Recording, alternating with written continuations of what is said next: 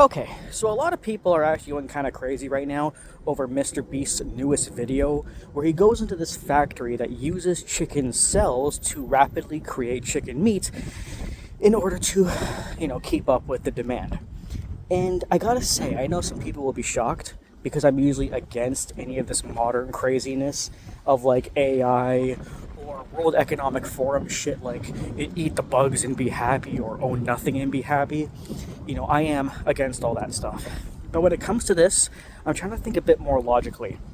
Did you know that apparently we kill over 200 million chickens per day? Did you know that you can only get four chicken wings from one chicken?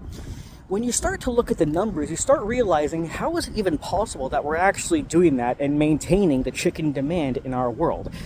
Chickens are not like horses or cows, where you can get a fuck ton of meat from one animal. Chickens are obviously much smaller, and therefore the amount of meat you get is considerably less. I do not believe that what we saw in his video was the future. I think that's the present. How fast can we possibly be birthing and growing chickens for them to keep up with that kind of demand? Does not sound possible. I believe that what we saw in that video has been going on for maybe 10, 20, 30, 40 years, that we've been using, basically we've been eating test tube chickens, and maybe not even just chicken, probably the same thing with cows and other animals too, pigs, but specifically chicken because of the amount of meat they actually give off per chicken. But yeah, I believe we've already been eating lab-grown chicken, whether it be in a test tube or from body cells, whatever. And to be honest, as chicken demand grows and chicken amounts decline, it's not just corporate greed where they want to increase the price. I think soon they're going to need to increase the price.